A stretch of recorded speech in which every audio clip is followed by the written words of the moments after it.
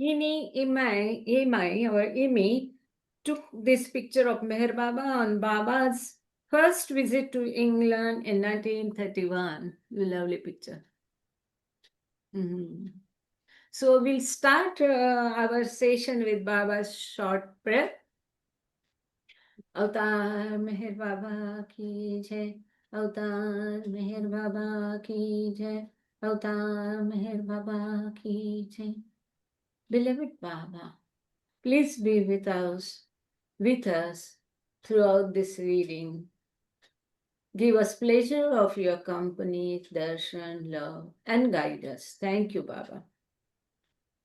Beloved God, help us all to love you more and more and more, and still yet more, till we become worthy of union with you, and help us all to hold fast to Baba's daman till the very अवतार मेहर बाबा की जय, अवतार मेहर बाबा की जय, अवतार मेहर बाबा की जय. Loving Jai Baba to all. In Baba's presence, we'll start today this wonderful book on the life of Dr. William Donkin, his life with Meher Baba. The name of the book is Slave of Book. So, and this is the front page of the book. We can see William Donkin with Baba. And the name of the book is Slave of Love, as we see the selfless life Dr. Donkin lived only for Baba and his great love for Baba. This is the back page of the book. And here we go. And Betty will help me in reading. There is a map of old India before partition. We'll be sharing it in a while. The life of Dr. William Donkin with Meher Baba. This is written by Bob Mossman. Yeah. He is also one of the writers. There are two writers of the book, The Boys. The book is on the days of Premashram, Meherashram. So he is also a co-author in The Boys. This is published by Oceanic and Lunenburg, Nova Scotia, Canada.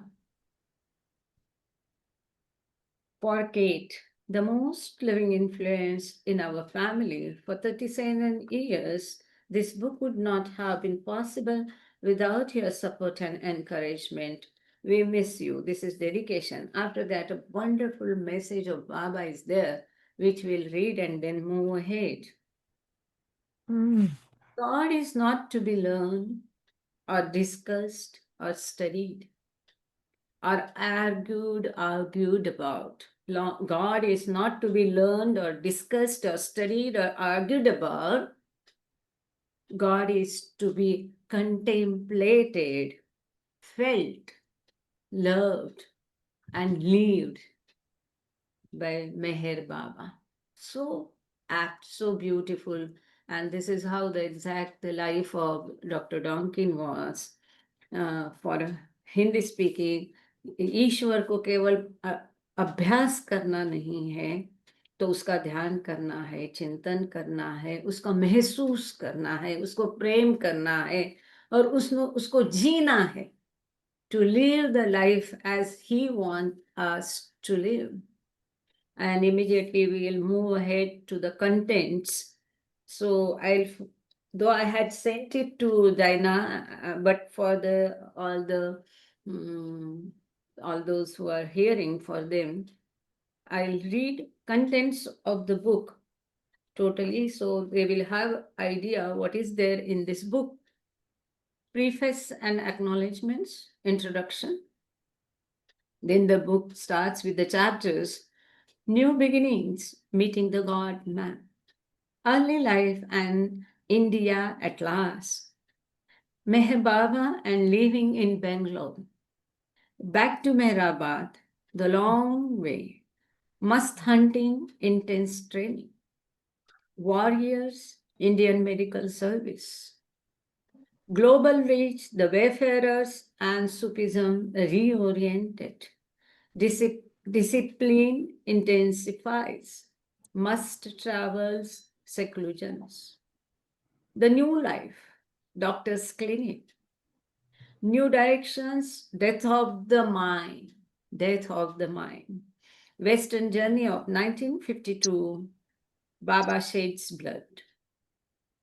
Fairy free life. Darshans. Failing health. Three incredible weeks. A tough lesson. Heightened activity, more bloodshed. West again. Seclusion deepens. East meets West in 1962. Courage stressed. Padam dies. Darshan cancelled. Human frailties or frailties and global visits. Invitation to darshan, Baba's external farewell, the last darshan, William's departure. Then works cited notes and index. So, as we know, the Dr. Dawkins was the only male disciple from the Western disciples out of who had a great fortune of living with Baba for 30 long years. He had no self. He had great love for Baba. And in his diary, I don't know if you have gone through the Dawkins diary, if we see, there are a number of topics, and especially war.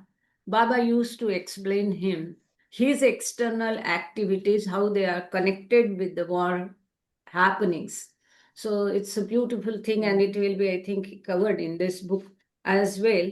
And we can also know Dr. Dawkins' some personal life aspects.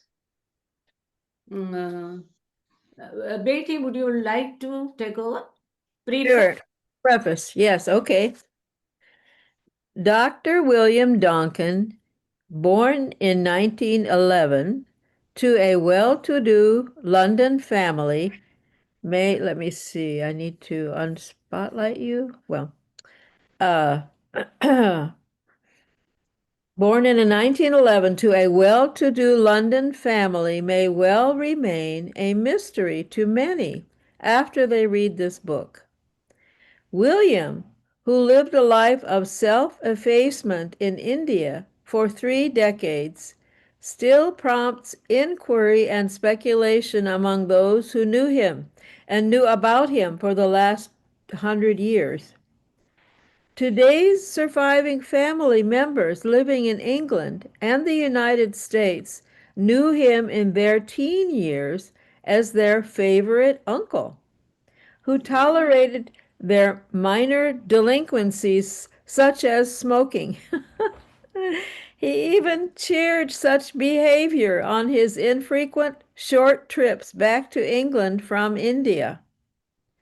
This book would not have been attempted had William been a stuffy fellow.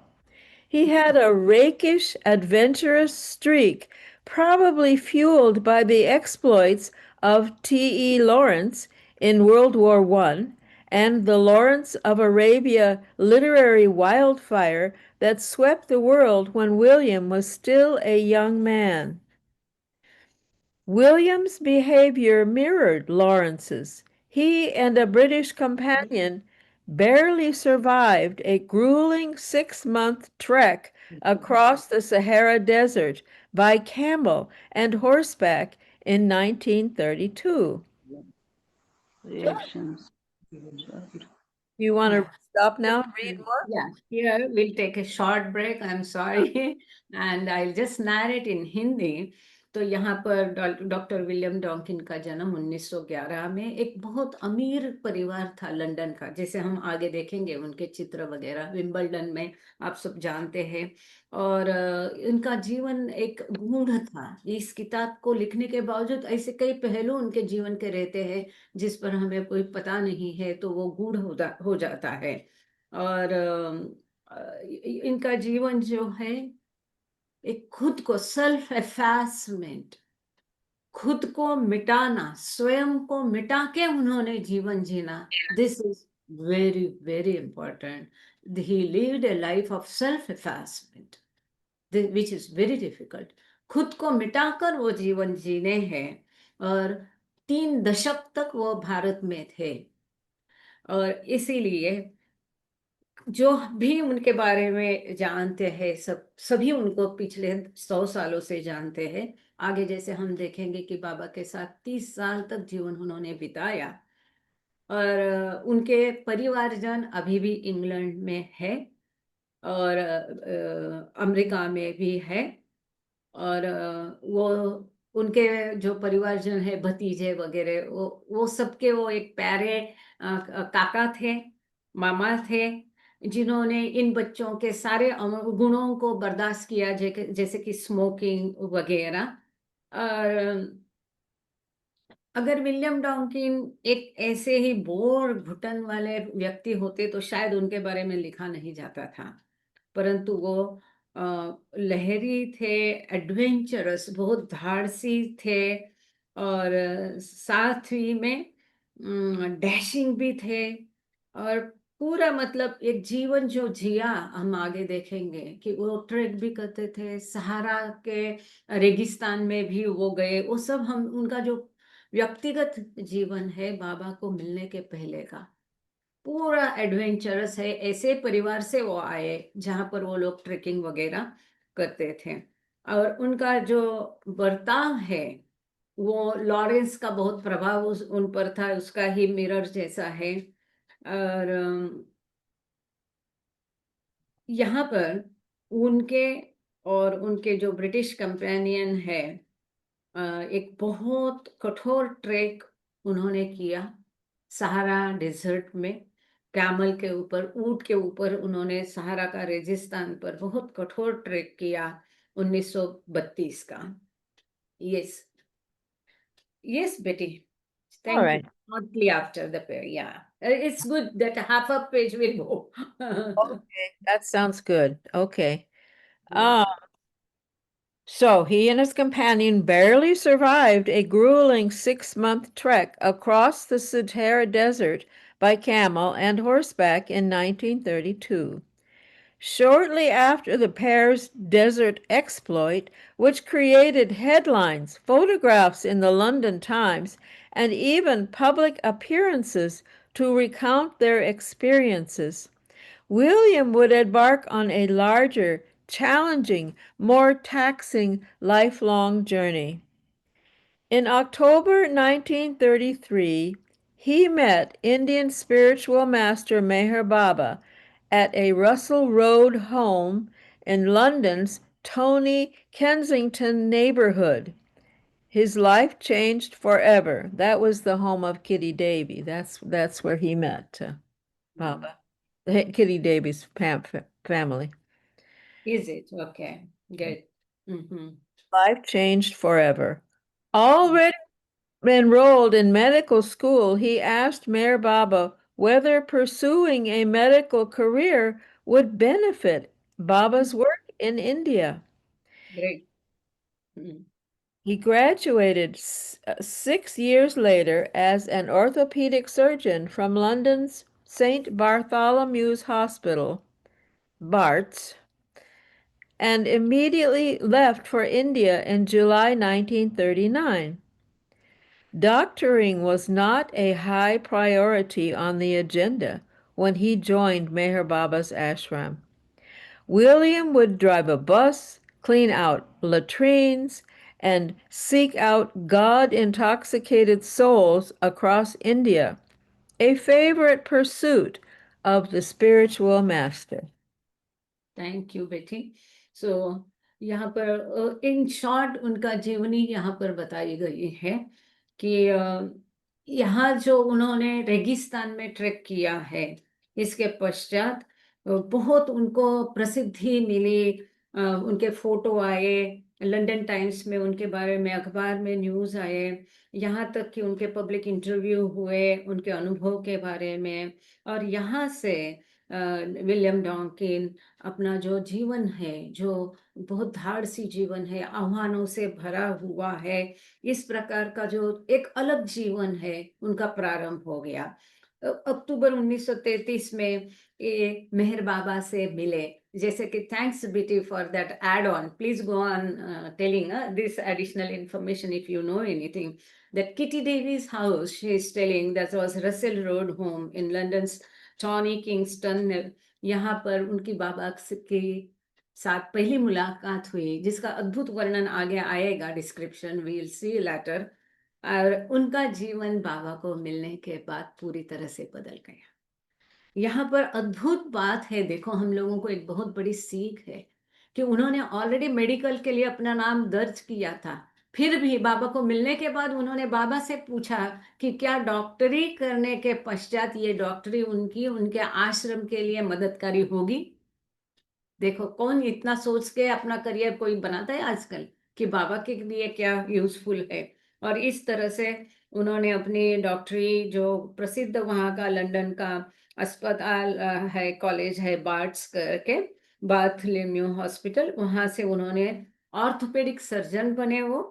और वो होते ही जैसे बाबा ने उन्होंने बाबा को promise किया था, वो भारत छोड़ के सॉरी लंदन छोड़ के तुरंत बाबा के पास भारत आए 1939 में। उनके लिए डॉक्टरी करना, डॉक्टर की प्रैक्टिस करना ये प्रायोरिटी नहीं थी। उनके लिए मेहर बाबा का आश्रम ज्वाइन करना ये प्रायोरिटी थी, है ना। अभी हम लोग देखते हैं, हम अगर कहते हैं if we now we request doctors because our trust needs doctors to run the hospital, so we have requested so many Baba lovers who are already doctor, but they cannot leave this Mayavi word and go and serve Baba. But here a young man leaving all his dreams, and for his priority was joining Baba's ashram. तो वहां पर वो बाबा का आश्रम तुरंत join किए।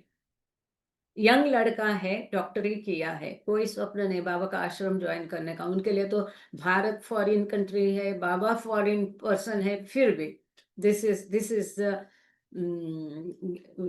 Very wonderful.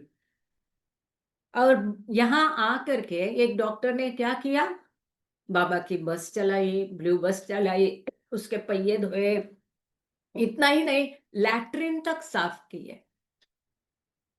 और भारत भर वो घूमे मस्तों को ढूंढते हुए, जो कि बाबा को बहुत प्रिय थे।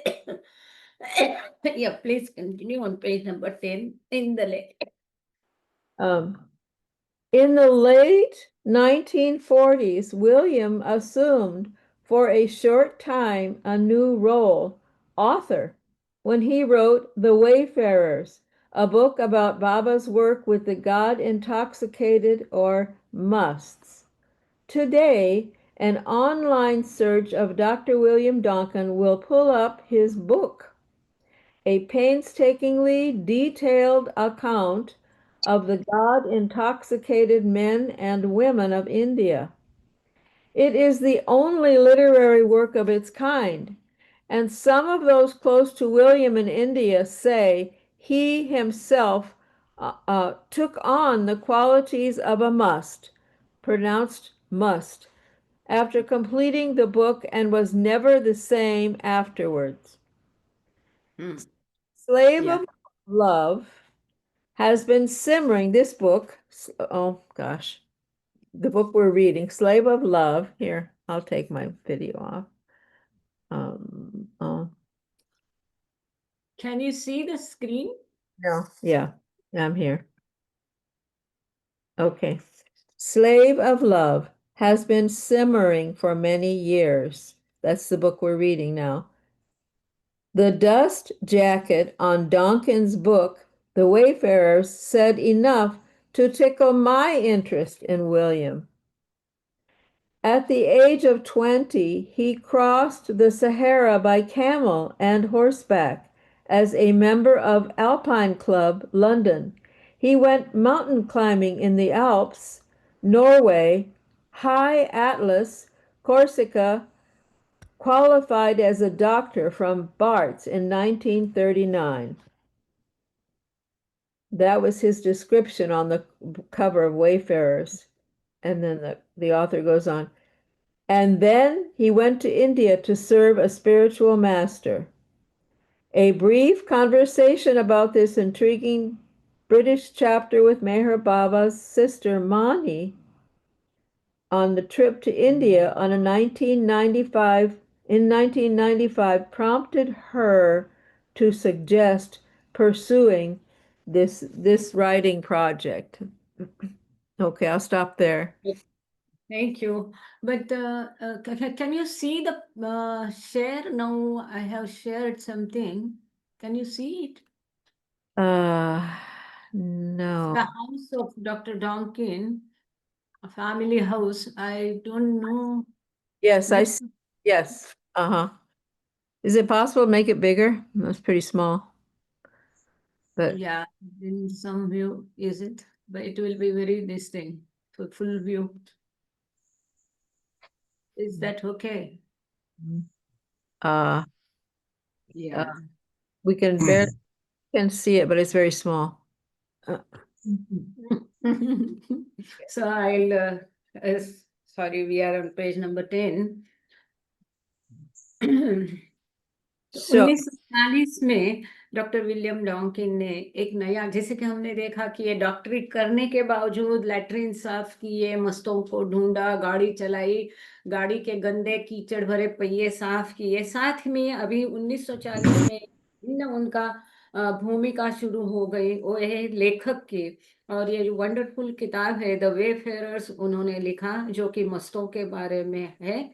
और ये बहुत कठिन कार्य था, कड़ी मेहनत से उन्होंने पेनस्टेकिंगली डिटेल्ड अकाउंट ऑफ जो मस्त है महिला पुरुष उनके बारे में भारत के, जो उन्होंने इसमें जानकारी दी है। ये एक किताब बहुत महान है बाबा के लिटरेचर में। और इस किताब को पूरे करने के बावजूद डॉक्टर डॉकिन स्वयं ही एक मस्त जैसे बन गए, उनका व्यवहार मस्तों जैसा हो गया। Slave of love has been simmering. Okay, तो ये स्लेव ऑफ लव जो किताब है, काफी सालों से इसका चल रहा था, घटित हो रहा था, लेकिन ये जो टाइम लगा है इसमें, इसके बारे में आगे उन्होंने लिखा भी है इंट्रोडक्शन में। ये लेखक जो है बॉब मॉसमन, वो कहते हैं डॉक्टर विलियम डॉकिन की जो पथिक किताब है वेफेयर्स, इसको पढ़ने के पश्चात उनका डॉक्टर डॉकिन में इंटरेस्ट बढ़ गया है। डॉक्टर डॉकिन ने 20 साल की उम्र में सहारा का रेगिस्तान ऊंट के ऊपर पार किया है। इसके बारे में और अधिक जानकारी आगे पढ़ेंगे। और घोड़े की पीठ पर उन्होंने किया है। और जो लंदन का प्रसिद्ध क्लब था अल्पाइन क्लब के वो सदस्य रहे हैं। वो माउंटेनियरिंग भी करते थे, आल्प्स पर्वत भी उन्होंने चढ़ा है, नॉर्वे में भी वो गए हैं। High Atlas Corsica qualified as a doctor from Barts. वो 1939 में बार्ट से डॉक्टर बन के डिग्री लेने के बावजूद भी इन्होंने 20 साल की उम्र में इतना सारा हासिल किया माउंटेनियरिंग और ट्रेक वगैरह में। और इसके बाद भारत में एक आध्यात्मिक गुरु के सेवा उन्होंने की। बेटी, a brief conversation. oh yes, okay. I wanted to ask you first, can you I think these pictures, this is better. Can you Yeah. let's see. Yeah, we can see it. We can see it. Yeah. This it's like that. Same This picture. is another one. This one you are showing. Is there another picture? That one is on the page number Oh yeah. 3. Yes. Is it You this? want to do that? Yes. Oh, but can you see this is his home? The Yeah, first, yeah. yeah. This it's quite clear. Okay. All right. Good. Okay, best. A brief conversation about the intriguing British chap. Let's see, you need to stop share, I think, here. Okay. Is it a brief conversation about this intriguing British chapter with Meher Baba's sister Mani on a trip to India in 1995 prompted her to suggest my pursuing the writing project. A cast of many accompanies William in this book. He was unique as the only Western male to spend 30 years with Meher Baba in India. On countless occasions, William would serve as a front runner and contact person with Baba's followers in countries of the Western world. His life in India was no cakewalk. Baba said earlier that he was out to destroy egos in trying to bring his followers closer to divine love and God realization. William, along with everyone else, would be reshaped and reinvented throughout this demanding process. Many years later, there are still gaps in William's story and at least one lingering mystery. Mhm. Reader will undoubtedly ask the why of William's life with Meher Baba many times along the way. Just as Meher Baba dealt with all of his lovers as individuals, different readers will form their own conclusions. Meher Baba, on one occasion, when the intake of food was being discussed among followers, said he wanted them as thin as air. That's just the last lines. He So, believed in the yeah, end, the individual with their selfish thoughts and desires should not exist. The final goal, effacement. Okay. या thank you.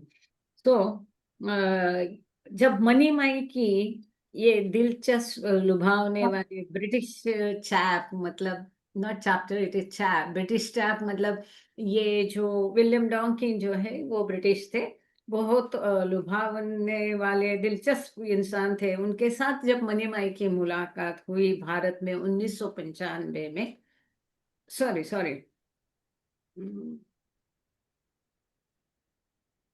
1995 में, anyway, तो फिर ये जो विषय है शायद Bob मॉसमन के बारे में, और ये प्रोजेक्ट जो है किताब लिखने की बात आगे आई, तो मनी माई ने ये सजेस्ट किया था बॉब मॉसमन को कि डॉक्टर विलियम डॉकिन के जीवन, बाबा के साथ जो जीवन है, इसके ऊपर किताब लिखी जाए।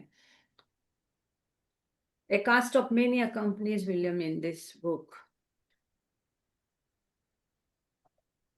विलियम डॉकिन जो है ये एक असाधारण व्यक्ति थे, और जो विदेशी लोग थे उनमें से ये अकेले थे जिन्होंने बाबा के साथ 30 साल का, उनको बाबा के साथ रहने का चांस मिला। अंत तक उन्होंने ये बाबा के साथ उन्होंने भारत में 30 साल गुजारे हैं। The only western male to spend 30 years with Meher Baba in India. और अनगिनत मौकों पर बाबा बाबा के जो फॉलोअर्स है उनके साथ उन्होंने विदेश में भी कांटेक्ट किया है। भारत में उनका जीवन इतना आसान नहीं था। यहाँ पर बाबा कहते थे कि वे उनका अहम को नष्ट करना चाहते हैं और अपने भक्तों को वो दैवी प्रेम के और ईश्वर साक्षात्कार के पास लाना चाहते हैं। बाकी जैसा भी ये जो है बहुत कठिन, भौतिक दृष्टया बाबा के साथ जीना इतना आसान नहीं था, बहुत डिमांडिंग था, बहुत टेस्टिंग था। इसमें डॉक्टर विलियम डॉकिन खरे उतरे, और कई सालों के पश्चात भी डॉक्टर डॉकिन की कहानी में आज भी कई सारे ऐसे गूढ़ गैप्स है जिसका पता नहीं है। अभी भी उनका जीवन एक गूढ़ पहेली रह जाता है।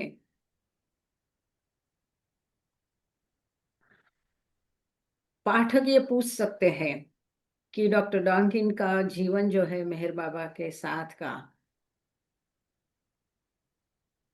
कि क्या है इसके बारे में। just as Meher Baba dealt with all his lovers, and as individuals, different readers will from their own conclusions कि अपने भक्तों के साथ, प्रेमियों के साथ बाबा जिस प्रकार से हर एक के साथ बाबा का व्यवहार होता था, एक मौके पर बाबा ने कहा अपने भक्तों को कि कितना खाना खाना चाहिए, इस विषय पर चर्चा हो रही थी। तो बाबा ने कहा कि मुझे मेरे भक्त हवा जैसे पतले दिखने चाहिए, इतने दुबले पतले होने चाहिए कि वो थिन एज एयर। यहाँ पर he believed that in the end the individual with his selfish thoughts and desires should not exist। तो बाबा का ये कहना है कि किसी भी व्यक्ति में वो स्वार्थी विचार और इच्छाएं बिल्कुल भी नहीं रहनी चाहिए, क्योंकि अंतिम गोल जो है, अंतिम उद्दिष्ट जो है, मैं को मिटाना, सेल्फ एफेसमेंट। तो यहाँ पर हमारा जो प्रीफेस था इसका किताब का पूरा हो गया। Quickly will go through the acknowledgements because that also gives some insight of the book. This acknowledgement is written by Bob Mossman. So, will you continue, Betty? Okay, acknowledgements. Baba, Mr. Prakash, we see your house in India. Do you have this book? Do you have this book? No. Is that Wayfarers? No, right? No. This is a book on the life of Dr. Donkin. Oh, no, I don't. Life of have. Dr. Donkin with Meher Baba, Slave of Love. Okay, we'll continue. No, I Page don't. Thank you. 11, acknowledgements. Hi, Prakash, Jai Baba. Acknowledgements. Mani S. Irani, Meher Baba's sister, planted the seed for the Slave of Love in October 1995. She said simply that Dr. William Donkin's life would be a fascinating story. Along the way, since then, there have been many people who have helped bring the book to life. My wife, for 37 years, Kate, encouraged me both in the early years of research and in the later years of writing. Although not a follower of Meher Baba, she was tremendously loving and giving to her partner and our children, Jessica and Jonathan. She left us much too early in July 2009. I am Oh. very Oh, yes, thank you. Let me. So, इस किताब का बीज बोया है money Ben. Our dear Mani, she had suggested in October 1995, she simply said, वो सीधा कही है कि William Donkin's life would be a fascinating story to write a book. ये बहुत अच्छा होगा कि विलियम डॉकिन के जीवन पर किताब लिखी जाए। और ये इस किताब को पूरे करने में डॉक्टर ये बॉब मॉसमन कहते हैं कई लोगों ने मदद की है। उसमें वो कहते हैं कि 37 साल की उम्र की उनकी पत्नी है केट, और इसने उनको बहुत प्रोत्साहन दिया है काफी साल तक इस किताब को लिखने के लिए। हालांकि वो बाबा प्रेमी नहीं है, फिर भी वो बहुत प्रेममय है, लविंग है, और अपने बच्चों के प्रति और अपने पति के प्रति, उनके बच्चे हैं जेसिका एंड जोनाथन, लेकिन उसकी बहुत जल्दी मृत्यु हो गई जुलाई 2009 में। अच्छा, I want to ask, maybe mister Prakash can say, जो वहां पर जेसिका और जोनाथन है अपना मेराजाद में, वही ये जेसिका है क्या? मेराजाद में जो जेसिका है, मेराबाद में I don't know. Okay. These are Bob There is- Mossman's children. Bob Mossman's children. Yeah. Yeah, and Jonathan means another Jonathan who joins with that lady, no? Rosalie. No, different, Jonathan. That's Jonathan. No, they're different. Yeah. No. Okay. Shall I read? Yeah, I am indebted. I am indebted to friends in Nova Scotia and Myrtle Beach who eased the pain of loss and helped my heart in the months that followed Kate's departure. I will be forever thankful to members of the Meher Baba community in South Carolina and throughout the world who were so kind. There are, of course, specifics and logistics in writing a book. Louise Garnett Silverman read over, edited, organized, and researched and contributed footnotes for Slave of Love, not once, but twice, when a second revision was necessary. Louise passed away in November 2012. I miss you, dear friend. My let's see, my My genuine appreciation goes out to book designer Nancy Robertson, long-term friend.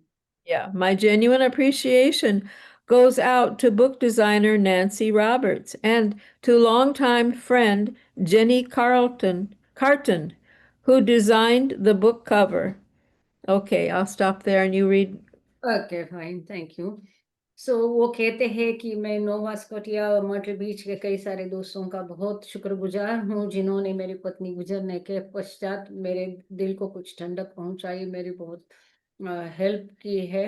और इसी के साथ है मेहर बाबा परिवार के, south Carolina के और बाकी पूरे विश्व के जो प्रेमी है, मैं उनका भी शुक्रगुजार हूँ जिन्होंने इस कठिन समय में मेरी मदद की, साथ दिया। उसी के साथ वो कहते हैं ऐसी एक तंत्र, ये टीम है इस किताब को लिखने के पीछे। तो वो कौन कौन से है, तो वो कहते हैं कि सिल्वरमन है जिन्होंने इसका एडिटिंग किया सब, और काफी सारा रिसर्च किया, ऑर्गेनाइज किया। और जो स्लेव ऑफ लव इस किताब के जो फुट नोट्स है उसको लिखने में एक बार नहीं, दो दो बार इसको उन्होंने चेक करके और रिवीजन के बाद भी जहाँ जहाँ जरूरत है उन्होंने ये फुटनोट्स लिखने में भी मदद की। इसके लिए उस लवजी को स्पेशल थैंक्स दे रहे हैं। इसी के साथ वो कहते हैं मेरा खास जो अप्रिसिएशन है ये बुक डिजाइन जिन्होंने की नैन्सी रॉबर्ट्स, उनके लिए है। और मेरा बहुत लंबे काल से जो मित्र है जेनी कार्टन, जिन्होंने इस किताब की कवर बनाई, उनका मैं शुक्रगुजार हूँ। Yeah, there are many years. There were many years of waiting before the family of William Donkin finally came into my life.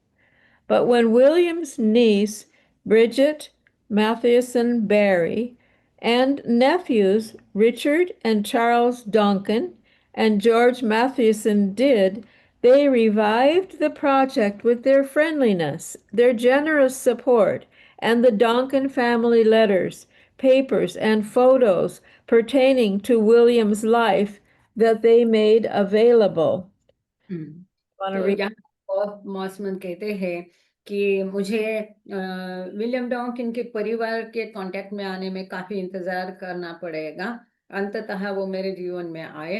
और जो डॉकिन के भतीजे, या जो क्या कहेंगे, भतीजे जो है ब्रिजेट, बैरी एंड रिचर्ड, और नीस एंड नेफ्यूज, मतलब भाई और बहन के जो बच्चे हैं डॉक्टर डॉकिन के, चार्ल्स डॉकिन, जॉर्ज मैथिसन, ये सब जो है इन्होंने इस प्रोजेक्ट को देख लिया है, काफी मदद की है और एकदम फ्रेंडली उनका व्यवहार था। बहुत उन्होंने इसमें सपोर्ट किया इस प्रोजेक्ट के लिए। जो डॉकिन के पत्र है, पेपर्स है, फोटोज है, उनके जीवन के बारे में जो भी उनके पास उपलब्ध था, ये सब उन्होंने हमारे साथ शेयर किया, इसलिए वो उनके आभार व्यक्त कर रहे हैं। Yep. We move to page number 12. The research never ends. The research never ends, and someone said early on that the longer one waits, the better the book. Along the way, Richard Donkin uncovered an old 1938 home movie showing William at play as a young man with his parents, twin sister Mary, and a cousin at Winterfold, the family estate in Surrey. The link it gives a link, will give readers a brief look at this spirited, fun-loving young man. William would continue to be a merry prankster throughout his life. During the lengthy research and writing, there were folks who urged me on in the project, and their words were often timely and much needed. I am indebted to Sheila Krinsky at Sheriar Foundation of Myrtle Beach, the late Don Stevens of France and England, longtime disciple and author of many Baba books, and to my 1995 roommate, Philip Krieger, for his helpful tips and contributions along the way. Yeah. So यहाँ पर thank you बेटी। वो कहते हैं कि ये research कभी खत्म नहीं होता है, साथ ही में हाँ, वो कहते हैं कि जितनी लंबाई तक हम इंतजार करेंगे किताब कब अपनी किताब अच्छी बनेगी। खैर ये तो डिस्कशन का मुद्दा है, उसको डिस्कस नहीं करेंगे यहाँ पर हम। लेकिन वो कहते हैं कि रिचर्ड डॉकिन जो है उन्होंने काफी सारे वो जो मूवी दिखाया उनका 1938 का, और इसका लिंक भी दिया है चैट में, मैंने लिंक डाला है, अगर किसी को जाके वहां देखना है तो please note down in your diaries. साथ ही में स्लेव ऑफ लव जो व्हाट्सएप ग्रुप है उसमें भी लिंक को शेयर किया जाएगा।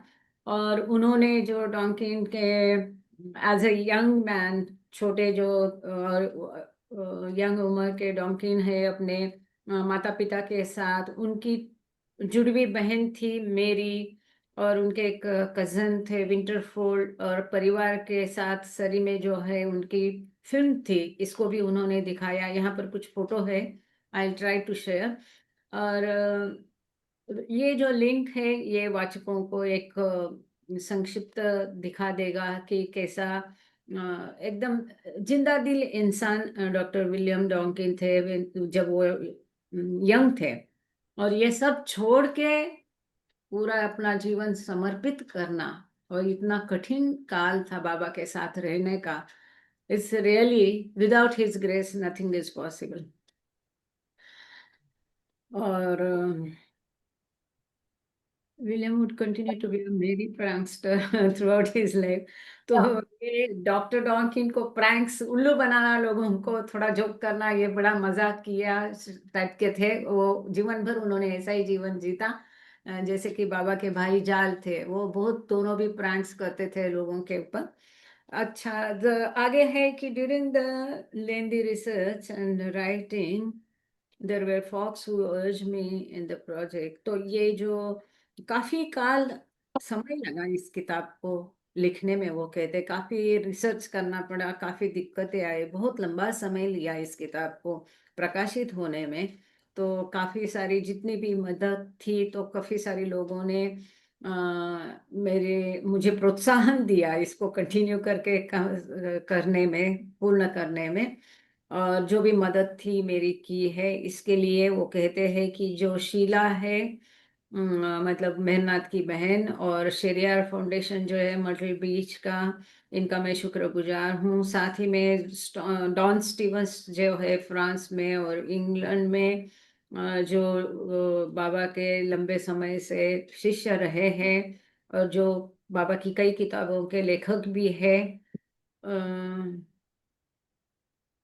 उनकी भी काफी मदद हुई। साथ ही में वो कहते 1995 में भारत में मेरे जो रूममेट थे फिलिप क्रेगर, इनकी भी कई सारी मदद हुई है।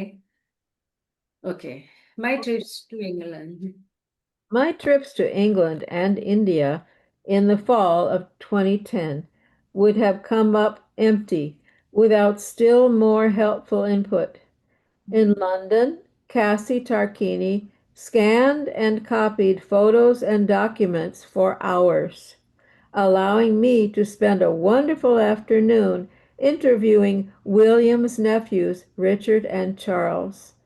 Thanks also to archivist Glyn Hughes at the London Alpine Club and to Katie Ormerod, Deputy Archivist at St. Bartholomew's Hospital, Barts. Also to Hilla Talwar, who shared her remembrances about William Donkin and her life as a child and young woman with Meher Baba. They all kept me productively busy during the week's stay in London. In India, Janet Judson and Jessica Mednick at the Meher Baba Trust Archives had uncovered a mountain of material on William before my arrival and kept me at work most mornings at the archives during the 3-week stay in Mehrabad, India on October 2010. Added thanks to Biff Soper for generously providing the photo of Lingmala Falls in India, to Gertie Grevalt for her photo of Kitty Davy, and to longtime Myrtle Beach photographer Jack Thompson for his beautiful photo of Elizabeth Chapin Patterson and the aerial shot of Meher Spiritual Center. Let's see. Okay तो यहाँ Bob मॉसमैन कहते कि मेरी जो England Bharat की trip थी 2010 में, इसमें केसी उनको मिली। उन्होंने काफी सारी फोटोज और डॉक्यूमेंट्स ये स्कैन करने में घंटे बिता के मेरी काफी मदद की है इस दौरान। मतलब ये किताब के लिए उन्होंने कितना कष्ट उठाया ये हम देख सकते हैं। साथ ही में विलियम के जो नेफ्यू थे रिचर्ड और चार्ल्स, उनकी भी काफी मदद हुई है स्कैनिंग में। उसी के साथ वो ग्लेन ह्यूज जो है लंदन के अल्पाइन क्लब के, जिसके कि डॉन्किन एक सदस्य थे, जो माउंटेनियरिंग का क्लब है, तो उनका भी वो शुक्रगुजार है कि उन्होंने काफी सारी मेहनत करके उनके फोटो और कुछ वहाँ पर डॉक्यूमेंट उनको दिए हैं। साथ ही जो बार्ट्स हॉस्पिटल है उनके लोगों का, उनके जो डेप्यूटी एक्टिविस्ट है उनका भी आभार व्यक्त कर रहे, हीला तरवार का वो आभार व्यक्त कर रहे हैं कि उन्होंने अपनी वो छोटी थी जब डॉन्किन का उनको सहवास मिला, तो वो सारी यादें उन्होंने उनके साथ में शेयर की है। ये कहते हैं कि इन सब लोगों ने मुझे बिजी रखा लंदन में, सारी मदद मेरी उत्साह से की। साथ ही में भारत में जेनेट जुडसन और जेसिका जो है, इन्होंने आर्काइव से काफ़ी सारी मटेरियल मुझे दिया, मदद की है। और पूरा जो आर्काइव से है, 3 हफ्ते का जो मेहराबाद का वास्तव्य रहा भारत में अक्टूबर 2010 में, इसके दौरान उन्होंने आर्काइव से काफ़ी सारी दी। जो बिफ सुपर है आप लोग सब जानते हैं, उन्होंने भी काफ़ी सारी मदद की है। और जो लिंगमला फॉल्स है महाबलेश्वर का, उसका उन्होंने फोटो दिया है। साथ ही में मर्टल बीच के जो फोटोग्राफर है जैक थॉम्सन, इन्होंने भी एलिजाबेथ चैपलिन पैटरसन और बाकी सारे जो शॉट्स है स्पिरिचुअल सेंटर में, स्पिरिचुअल सेंटर मर्टल बीच के उपलब्ध कराने में मदद की। मैं इसलिए जल्द जल्द कर रही हूँ कि ठीक है, हम मैटर असली आगे है या औपचारिक है, लेकिन थोड़ा बहुत हम जान लेते हैं इसलिए। जी, yes, dear Betty, the fabric of the story. The And fact so much to Betty for helping in reading English matter. Oh, I enjoy. This is a wonderful story. The fabric of the story would be much thinner without the input of many others. Sheila Kalturi Fenster, who in the introduction recalls her life as a child and young teenager with her best friend, William. The stories and support from from Bao Kalturi, last Mandali, who passed away in October 2013. Merwan Jesawala, younger brother of Mandali member Erich Jesawala, and Meru Irani, last female Mandali who passed away in April 2012. Dara, Meher Baba's nephew, and Amrit Irani's hospitality, remembrances of William, and the 2010 tour of William's residential bungalow quarters in Ahmednagar, where he spent the final months of his life. I am indebted to Debjani Ray in India for putting me in contact with Motiram Kamble, who served William as a young man and still lives in Mehrabad. The interview with Motiran and the stories of his younger years with William were priceless. I thank Jal Dastur at Meher Baba Trust Office for turning on a dime to help make the interview happen, and Sridhar Kelkar, who served as interpreter during the wonderful session with Motiram. Let's stop there. या thank you बेटी, I cover this much.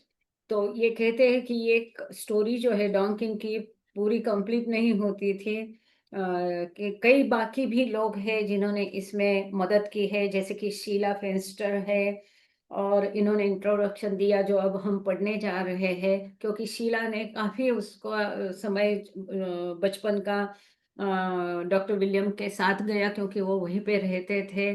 जो उनके बचपन के best friend थे शीला कल्चुरी के, doctor William डॉकिन।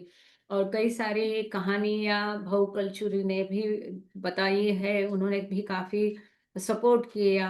साथ ही मेहरवान जैसावाला जो एरज के छोटे भाई हैं, मेहरू ईरानी जो है, जो लास्ट सर्वाइविंग मेंबर है वुमेन मंडली में से, जो कि अप्रैल 2012 में उनका देहांत हुआ है। साथ ही है दारा बाबा के जो भतीजे हैं वो अमृत ईरानी, और इन लोगों ने क्या मेहमान नवाजी बहुत की, उनके भी लिए मैं आभार व्यक्त करता हूँ। साथ ही में उन्होंने विलियम डॉकिन की यादें हमारे साथ शेयर की, और 2010 की टूर जो है, जो मेहराबाद में विलियम डॉकिन रहते थे, लोअर मेहराबाद में, वो मंडले हॉल के सामने जो कुटिया है वहाँ पर वो रहा करते थे, जो पहले बाथरूम करके यूज हुआ होता है। जो लोअर मेहराबाद की ट्रिप दिखाते हैं तब आप उस बंगलो को देख सकते हैं, जहाँ पर अभी पंचिंग का कार्ड होता है ना, उसके लेफ्ट साइड में है ये। तो विलियम डॉकिन जहाँ रहते थे, मतलब उनका क्वार्टर अहमदनगर का दिखाया है, और जहाँ उन्होंने अपने जीवन के अंत के कुछ महीने बिताए। साथ ही में वो कहते हैं, देवजानी रे जो है, मेरे ख्याल से ये बॉम्बे की है, भारत में, इन्होंने मोतीराम कांबळे के साथ मेरा संपर्क प्रस्थापित करके दिया। मोतीराम कांबळे जो है, इन्होंने जब डॉकिन की काफ़ी सेवा की, उनके वो अटेंडेंट थे जब डॉकिन मेहराबाद में रहते थे, तब मोतीराम कांबळे यंग थे, एक छोटा बच्चा थे, और उन्होंने उनका काफ़ी सारा साथ रहा, तो उन्होंने भी काफ़ी सारी यादें साझा की है। साथ ही में जब मोतीराम कांबळे उन दिनों की सारी कहानियाँ इनको बताए हैं ये लेखक महाशय को, जो कि बहुत मौलिक है, क्योंकि जो उनको उनके साथ रहते थे उनको सर्व करते थे मोतीराम कांबळे, तो उन्होंने काफ़ी सारी यादें वहाँ की, मेहराबाद की शेयर की है। साथ ही जो जाल दस्तूर है तभी ट्रस्ट के trust office didn't I help to make the interview happen. और ये जो है मोतीराम कांबळे से मुलाकात करने, मोतीराम कांबळे की बहुत मदद हुई इस इंटरव्यू के लिए। जाल दस्तूर श्रीधर केकर, इन्होंने ट्रस्ट ऑफिस में ये सब अरेंज किया था, इसके लिए उनके भी आभार व्यक्त करते हैं। और साथ ही में उन्होंने इंटरप्रेटर का काम किया, क्योंकि मोतीराम कांबळे बोलेंगे मराठी में, और बॉब मॉसमैन इन लोगों को समझेगा नहीं, तो ये सब इंग्लिश में बताने का काम जो इंटरप्रेटर का काम है, यहाँ जाल दस्तूर और श्रीधर केळकर ने किया। साथ ही में, अच्छा, in addition to my gratitude, so actually when we try to narrate in Hindi, I am sorry, maybe some Westerners may be getting bored, but please bear with us. This is how the book has also come up. तो इसमें भी मोतीराम कांबळे ने मराठी में बताया, and जाल दस्तूर और केळकर ने उनको इंग्लिश में बताया। Now we are they told in English, and now we are reading in English and narrating in Hindi. So please bear with us, all the Westerners. Jai Baba.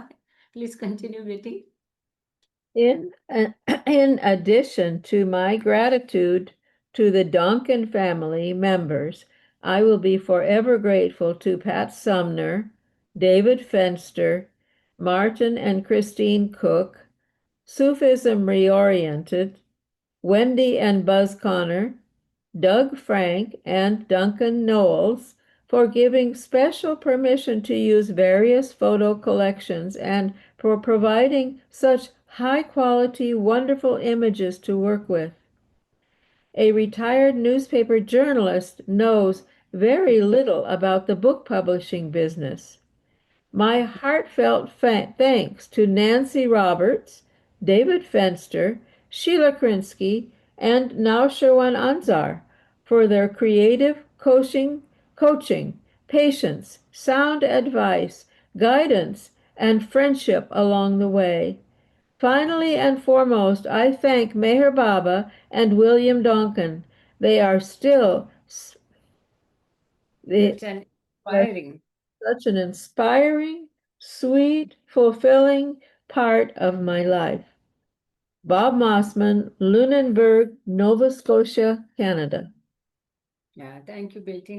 तो यहाँ पर वो कहते हैं कि इसी प्रकार से मेरे धन्यवाद के लिए डॉन्किन के परिवार के सभी सदस्य हैं, इनके लिए, साथ ही में पैट समा, David Fenster, Martin Christine Cook, Sufism reoriented, विंडी बर्स्कन, डॉग फ्रैंक एंड डोकन नॉल्स, इनको भी मैं शुक्रिया अदा करता हूँ कि उन्होंने मुझे खास अनुमति दी कि विविध प्रकार के फोटो कलेक्शन जो है और काफ़ी सारा HD क्वालिटी का, हाई क्वालिटी का फोटोज उन्होंने मुझे प्रोवाइड किए हैं, बहुत सुंदर इमेजेस दी है। साथ ही में वो कहते हैं कि लगता है कि बॉब मॉसमैन एक रिटायर्ड न्यूज़पेपर जर्नलिस्ट है। वो कहते हैं कि मैं इस किताब प्रकाशन के बारे में कुछ भी नहीं जानता था, लेकिन इसके लिए मुझे धीरज से सिखाने के लिए और सलाह देने के लिए, मार्गदर्शन करने के लिए, एक अच्छा दोस्त बनने के लिए इस यात्रा में वो खास आभार व्यक्त करते हैं Nancy Robert, David Fenster, Sheila क्रिस्की और नौशेरवान अंजर का इसके लिए। और अंततः वो आभार व्यक्त करते हैं मेहर बाबा स्वयं और डॉक्टर डॉन्किन कि अभी भी वो इतने इंस्पायरिंग है, प्रोत्साहनदायी है, इतना सुंदर, स्वीट और फुलफिलिंग पार्ट जो है उन्होंने मेरे जीवन का बनाया है। यहाँ पर हमारे एक्नॉलेजमेंट पूरी हो गई। तुरंत हम लोग मुड़ते हैं इंट्रोडक्शन की तरफ। अब शीला जो है, शीला कल्चुरी फेंस्टर, मेहराबाद इंडिया, इन्होंने इंट्रोडक्शन दी है, एक पेज का इंट्रोडक्शन है। ये कंप्लीट करके हम तुरंत आज पढ़ना भी शुरू करेंगे, new beginnings meeting the God man.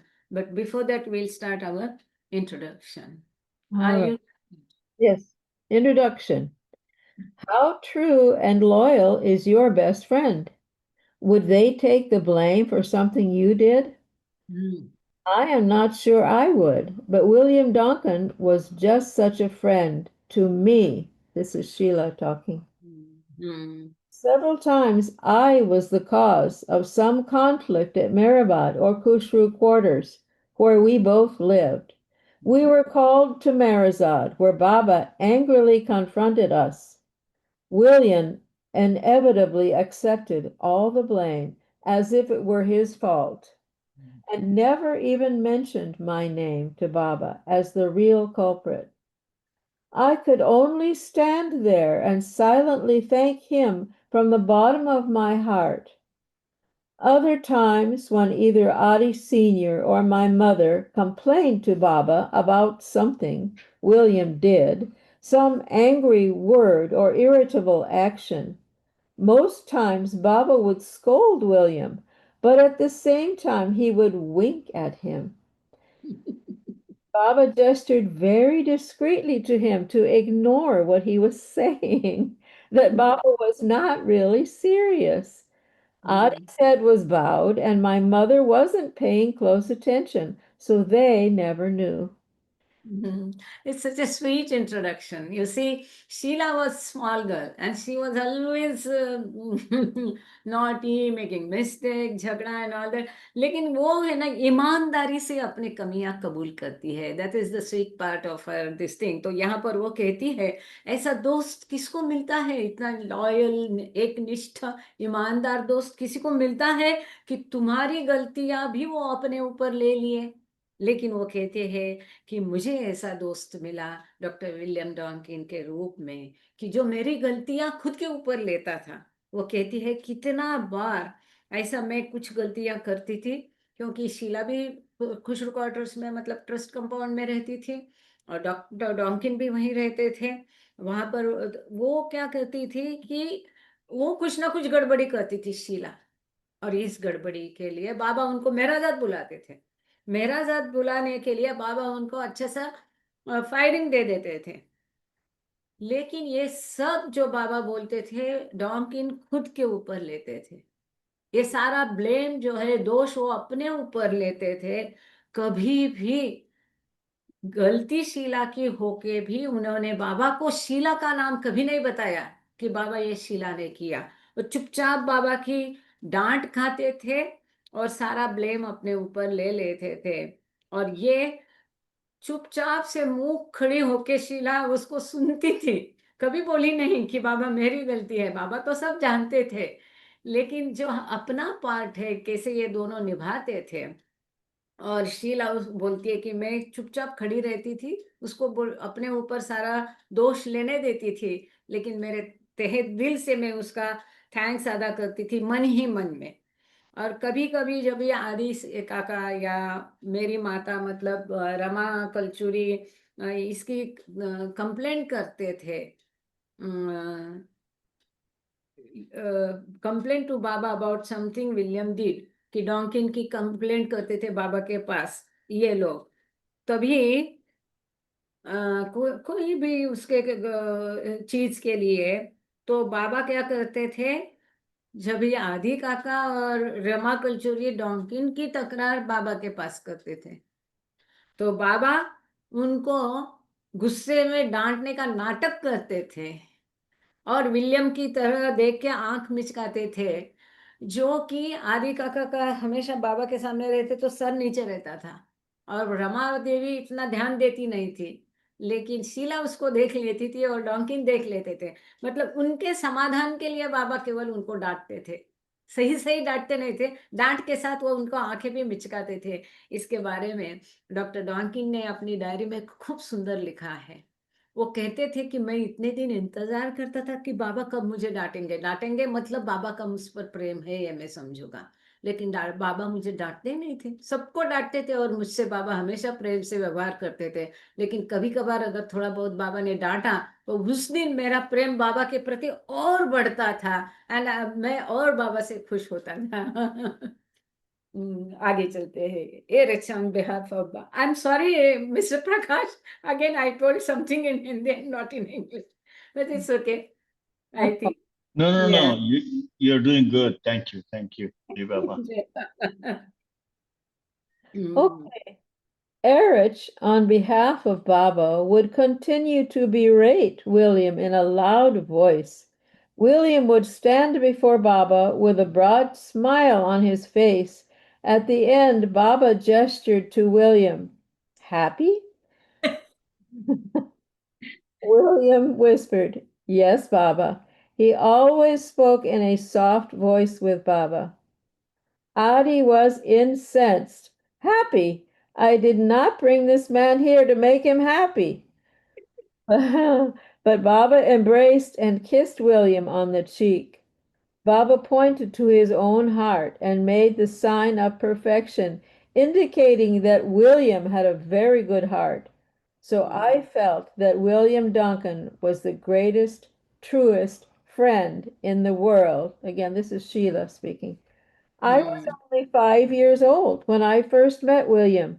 He was Mm. 46 at the time, but I never had the feeling that he was some older adult. I spent hours in his company, listening to him and learning from him. William would patiently explain things to me on my level. Thank you again, इतना प्यारा सा यहाँ सब यादें दी है कि ये जब आदि काका और रमाबाई उसकी तकरार लेके बाबा के पास जाते थे, तब बाबा के जो संकेत है उसको इंटरप्रेट एरज करते थे। तो एरज बड़ी बड़ी आवाज में जोर जोर से बाबा की बातें उनको कहते थे, और इसी वॉइस में कहते थे जैसे कि नाराज है, गुस्से में है, आपको तो पता है, और सब इसको सुन लेते थे। और इसके साथ में एक तरफ वो जोर जोर से बाबा जैसे गुस्सा है ऐसे एरस बोलते थे। और विलियम डॉकिन जो है बाबा के सामने अच्छी मस्त मुस्कुराहट के साथ खड़े हो जाते थे। अब ये सारा नाटक हो गया, उसको डांटने का नाटक बाबा करते थे। उसके बाद बाबा उसको पूछते थे डॉकिन को, अब तुम खुश हो? और फिर अपने एकदम सॉफ्ट, डॉकिन बाबा के सामने एकदम सॉफ्ट आवाज में बात करते थे। तो डॉक्टर डॉकिन बाबा से कहते, हाँ बाबा, अब मैं खुश हूँ। इससे आदि काका पगला जाते थे। वो बोलते थे, हैप्पी, खुश? मैं क्या इस व्यक्ति को यहाँ खुश होने के लिए लाया हूँ? बाबा डॉकिन को एक सुंदर आलिंगन देते थे, उसको चूम लेते थे, ये उसका प्राइस हुआ करता था। और फिर बाबा अपने हृदय की तरफ निर्देश करके कहते थे कि डॉकिन का हृदय बहुत सुंदर है, जो कि एक बहुत दुर्लभ चीज होती है। To be good at heart ना, एक बहुत दुर्लभ चीज होती है। और बाबा उसको गेस्चर करते थे कि बहुत परफेक्ट है, अच्छा हृदय है इसका, कि इसके हृदय में कभी किसी के लिए ये नहीं है। जैसे कि बाबा जानते थे कि वो डांटते हैं तो भी वो मुस्कुराहट के साथ उसको लेते थे। बाबा की डांट को उन्होंने कभी अपमान लिया नहीं, कभी नाराज नहीं हुए, कभी गुस्सा नहीं हुए। और इसलिए बाबा तो उनको इतना प्रेम करते थे। साथ ही वो दूसरे के दोष अपने ऊपर लेते थे, क्योंकि वो जानते थे बाबा तो सर्वज्ञ है। और इसीलिए बाबा उनको परफेक्शन का साइन करते थे। और विलियम डॉकिन जो है हृदय से बहुत, ही has got a very good heart, Baba कहते थे। और इस प्रकार से मुझे लगता है, ये लेखक महाशय कहते हैं कि डॉकिन बहुत ही महान थे। और सॉरी, शीला कहती है कि मेरे हिसाब से डॉकिन महानतम व्यक्ति है इस संसार में, इनसे अच्छा बढ़िया दोस्त कोई नहीं हो सकता है। वो कहती है कि जब मेरी उम्र 5 साल थी तब मैं डॉकिन से मिली, तब डॉकिन की उम्र 46 साल की थी। लेकिन इतनी अंतर है, देखो 41 साल का डिस्टेंस है, लेकिन वो कहती मुझे कभी नहीं लगा कि मैं कोई बड़े या एडल्ट व्यक्ति के साथ मतलब 6 साल की बच्ची के साथ दोस्ती करना, इतना बखूबी वो निभाते थे। इस बात को यहाँ उन्होंने रखा रखा है। वो कहती है शीला कि उनकी कंपनी में, डॉकिन की कंपनी में मैं घंटे बिताती थी, उसको सुनती थी, मेरा उनको सुनाती थी, कई बातें मैंने उनसे सीखी हैं। और ये ध्यान से, धीरज से एक 6 साल की बच्ची की सारी बातें डॉकिन सुन लेते थे। या All right. Now, या please. William loved animals. He was a true naturalist, always studying, observing, drawing, and painting nature. He was a great artist. He tamed some wild baby foxes once, for example, and learned the names of all the local flora and fauna. He couldn't stand noise from the servants or from the Sarosh cinema in Ahmednagar, but the ceaseless chirping of sparrows and crows above his house at Mehrabad delighted him, and he would mimic their calls perfectly. Most people would consider the cawing of crows an annoyance, but William once collected me from my house at, again, this is Sheila, collected me from my home at 5 a.m. so that I could listen to them. If you hear their voices in the morning, he told me, it feels like they are singing for God.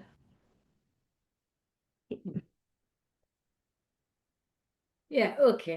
सो वो कहती है, शीला कहती है कि William डॉकिन पशु पंछियों से बहुत प्रेम करते थे। वो सही मायने एक निसर्ग प्रेमी थे। हमेशा वो उनका निरीक्षण करते थे, अभ्यास करते थे, उनके स्केचेस बनाते थे, पेंटिंग बनाते थे। कैसा ऑलराउंडर व्यक्ति ये था। और देखो सब कुछ सरेंडर किया उन्होंने बाबा के लिए, ये सोचने वाली बात है। माउंटेनियरिंग थे, ट्रेकर थे, डॉक्टर थे, पेंटर थे, मतलब नेचर, निसर्ग प्रेमी थे। वो कहती है कि वो एक बहुत बड़े आर्टिस्ट थे, कलाकार थे। और उन्होंने जो जंगली फॉक्स, क्या कहेंगे, भालू नहीं, जंगली फॉक्स को भी उन्होंने एक बार अपने ये कर दिया था, आके में कर दिया था। और वो कहती है उदाहरण के लिए, उन्होंने जो भारत के यहाँ के स्थानिक से सारे फूल बगीचे, इसके सारे नाम भी उन्होंने याद कर लिए थे, सीख लिए थे। जब नौकरों की आवाज आती है या सरोज सिनेमा से आवाज आते हैं, उस गड़बड़ी को, गड़गड़ाहट को, आवाज को डॉक्टर डॉनकिन बर्दाश्त नहीं कर सकते थे। लेकिन वहीं घंटों तक जब चिड़चिड़ाहट होती थी पंछियों की, जैसे कि कौवा है, चिड़िया है, तो घंटों उनका चirping जो है उसका उनको आनंद आता था। ये आवाज नहीं बर्दाश्त होती थी, लेकिन पंछियों की आवाज से वो खुश हो जाते थे। और इतना ही नहीं, वो पंछियों की आवाज भी वो निकालते थे अपने मुंह से, और वो परफेक्ट तरीके से निकालते थे। कई लोगों को कौवे को देखने से गुस्सा हो जाता है, अशुभ मानते हैं, लेकिन वो शीला कहती सवेरे 5 बजे मुझे उठा के वो लेके गए कि तुम इनकी आवाज सुनो। सवेरे सवेरे पंछियों की 5 बजे की आवाज सुना के लिए वो शीला को उठा के लेके गए। और वो कहते हैं, डॉक्टर डॉनकिन उसको कहते हैं, ऐसा लगता है कि ये पंछी ईश्वर के लिए गाना गा रहे हैं। हाँ, Okay. he was a stickler, yeah. He was a stickler for cleanliness. Hygiene-wise, I've never found anyone in the world as particular as he was, except perhaps for Mara. Most importantly, William's devotion to Baba was very, very deep. His devotion to Baba was in his actions. When Baba gave him some order not to do something, for example, no matter how difficult it was, William obeyed 101%. He was willing to make any sacrifice for Baba. It was an example I tried and failed to emulate. At darshan times, when devotees waved sticks of incense in front of Baba, William used to watch from afar and comment to me, "It smells good, but if it goes into the lungs, it is as harmful to you as smoking." Poor Baba has to suffer with his breathing, that smoke. He will get sick. He has allergies. But even though Baba is suffering, he doesn't complain. I asked him, "If smoking is so bad for your health, why do you keep a cigar in your mouth all day long?" "Did you ever see me smoke it?" he countered. "I never light it. But you're right. Even putting it in the mouth, it had is It's bad. So I'm trying to stop. But it's an old habit of years." So I felt free to question William, to argue and discuss things with him. Thank you बेटी, हाय cover this. तो वो कहती है कि doctor डॉनकिन बहुत सफाई का ध्यान रखते थे, बहुत ही हाइजीन का ध्यान रखते थे कि किसी आज तक मैंने विश्व में इनके जैसा सफाई का ध्यान वाला, आरोग्य का ध्यान रखने वाला किसी को नहीं देखा, मेरा को छोड़ के। वो बोलती है बहुत ही टिप टॉप क्लीनलीनेस के लिए वो बहुत ही आग्रही थे। और सबसे महत्वपूर्ण वो कहती है, बाबा के प्रति जो उनकी श्रद्धा थी, भक्ति थी, वो बहुत गहरी थी। और ये उनकी श्रद्धा उनकी कृतियों में दिखाई देती थी। जब बाबा उनको कोई आज्ञा देते थे, चाहे वो कितनी भी मुश्किल क्यों न हो, उदाहरण के लिए कितनी भी वो डिफिकल्ट क्यों न हो, डॉनकिन उसका 100%, उसको लिखती है 101% उसका पालन करते थे। बाबा के लिए कुछ भी त्याग करने के लिए डॉनकिन हमेशा तैयार रहते थे। वो कहती है, मेरे लिए एक उदाहरण था। वो कहती है शीला कि मैंने कितना बार कोशिश किया बाबा की आज्ञाओं का पालन करने का, लेकिन मैं हमेशा फेल हो गई। इसकी ईमानदारी है, वो बता रही है, so honestly she is telling. वो कहती है कि दर्शन के टाइम में वो दूर खड़े होके डॉक्टर विलियम देखते थे, लोग बाबा के सामने अगरबत्ती कर फहराते थे। तब डॉनकिन शीला से कहते कि देखो इसका खुशबू तो बहुत बढ़िया है, पर तुमको पता है ये शहद के लिए बिल्कुल खतरनाक है, अच्छा नहीं है, और ये फेफड़े में जाता है तब तकलीफ होती है। जितना स्मोकिंग से धोखा है, इसी तरह से ये अगरबत्ती का भी धोखा है। और बाबा बेचारे देखो ना, इससे सफर होते हैं लेकिन कुछ भी नहीं बोलते हैं। और फिर भी बाबा की तबीयत हालत नाजुक है, बाबा को कितने प्रकार की एलर्जीज है, फिर भी अपने भक्तों भक्तों के कारण बाबा चुपचाप ये सहते हैं। उनको तकलीफ होगी ये, और वो तकरार तक नहीं करते। देखो कितना बाबा के प्रति उनका हृदय कोमल था। जब डॉन्किन ने ऐसा कहा तो शीला ने उसको कहा, अच्छा ये स्मोकिंग सेहत के लिए खराब होता है तो तुम सिगार क्यों पीते हो पूरा दिन?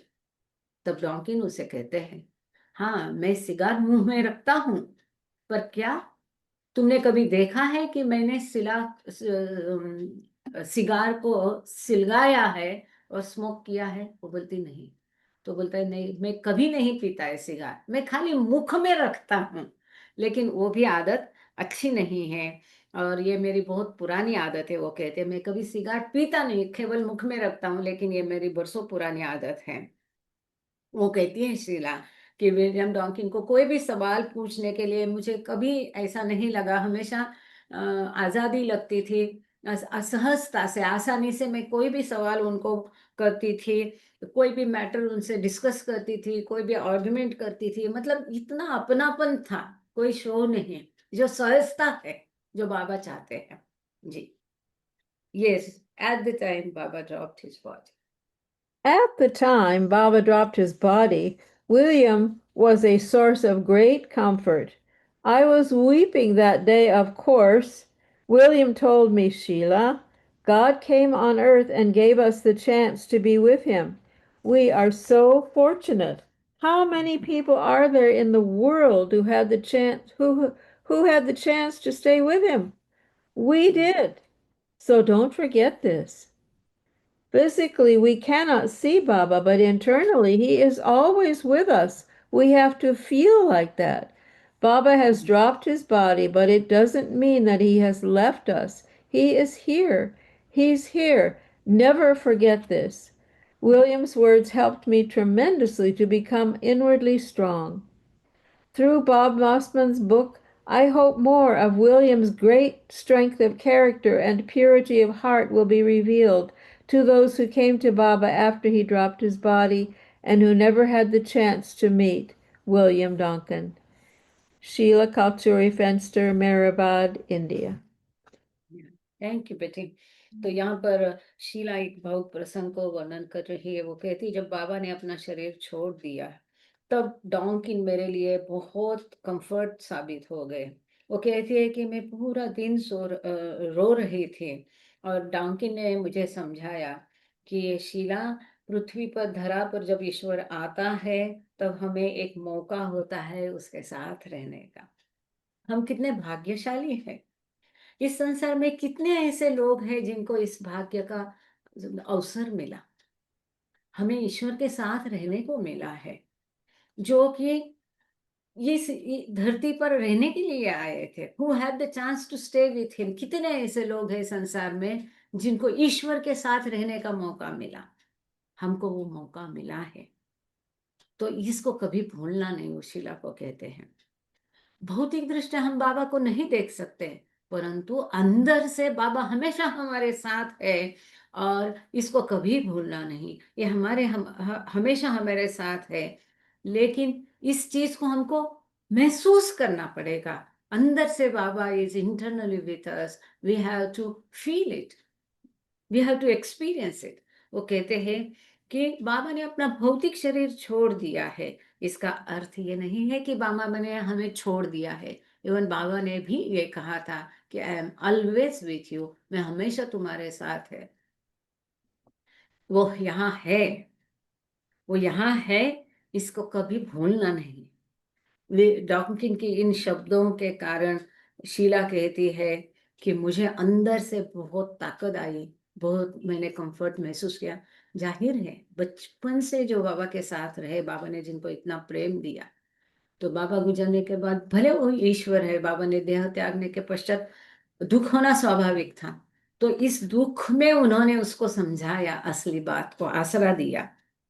वो कहती है कि बॉब मॉसमन की इस किताब के द्वारा हम डॉन्किन के अंदर की ताकत को, उनके व्यक्तित्व को, उनके हृदय की शुद्धता को और अधिक महसूस करेंगे, जानेंगे। और ये सारी बातें बाबा विश्व जो है इनके सामने आ जाएगी कि जो बाबा के सहवास में, बाबा के शरीर त्यागने के बाद आए, जिनको कभी डॉक्टर डॉन्किन को मिलने का मौका नहीं मिला, उनके लिए ये किताब बहुत सहायकारी होगी कि डॉन्किन की महानता को जानने के लिए, उनके व्यक्तित्व को समझने के लिए, उनके हृदय की शुद्धता को समझने के लिए, बाबा के प्रति जो उनकी अडग निष्ठा थी, प्रेम था, विश्वास था, समर्पण था, 100% आज्ञाकारिता थी, इसको समझने के लिए ये किताब बहुत मददगारी हुई। Sheela Kalchuri Fenster, Meherabad, India. Yeah, and another 10 minutes we'll take, and we'll try to start this new beginnings, meeting the God man. एक नई शुरुआत, ईश्वर से मिलना। ये अब किताब की शुरुआत हम कर रहे हैं। प्राक्कथन हो गया, एक्नॉलेजमेंट हो गया, इंट्रोडक्शन हो गया। अब किताब की थोड़ी सी शुरुआत हम करके फिर आराम देंगे जी। All right. New Beginnings, Meeting the God-Man.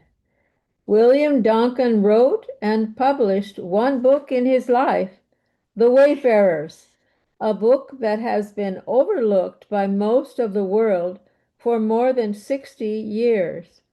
This is not surprising. The publication was about God-intoxicated people. A strange, I'm sorry, my cat is meowing back at me. Okay, I'll continue. A strange undertaking for upper crust Englishmen who attended prep school in Kent and later rugby school, which was made famous in the popular 1940 movie Tom Brown's School Days. Let's see. Donkin went on to graduate in 1939 from London's famed medical school, St. Bartholomew's Hospital, commonly known as Barts. The Wayfarer was first published in 1948, 9 years after William Donkin moved permanently to India, and it is still in print today.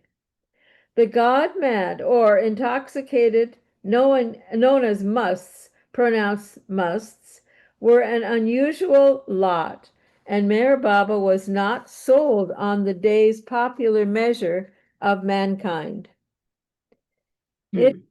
So this is a quote. It is important to remember that the average man himself has not really any balance of mind.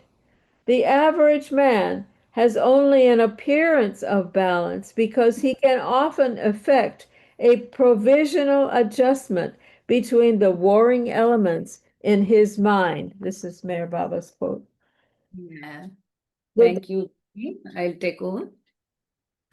So, William Donkin, इन्होंने अपने जीवन काल में जो किताब लिखी, the Wayfair, सबको पता है, पथिक, ये सबसे महत्वपूर्ण किताब है और पूरे जगत में पिछले 60 सालों से भी अधिक समय से ये किताब चली रही है। अभी भी इसकी आवृत्तियां प्रकाशित होती रहती है, लोग इसको पढ़ते हैं, सराहते हैं। इतने सालों तक कोई किताब चल रही है, छप रही है, यही अद्भुत है। ये आश्चर्यजनक नहीं है, क्योंकि ये प्रकाशन था गॉड इंटॉक्सिकेटेड सोल्स का, ईश्वर में जिन्होंने अपना प्रेम पाया है, जो ईश्वर के प्रेम में पूरे अपने आप को खो चुके हैं, ऐसे व्यक्तियों के बारे में यह किताब है। ये बहुत अद्भुत, स्ट्रेंज थे, अलग थे। और sorry, strange undertaking for an doctor Donkin जो है धनिक परिवार से थे, अमीर परिवार से थे, इंग्लिश व्यक्ति थे।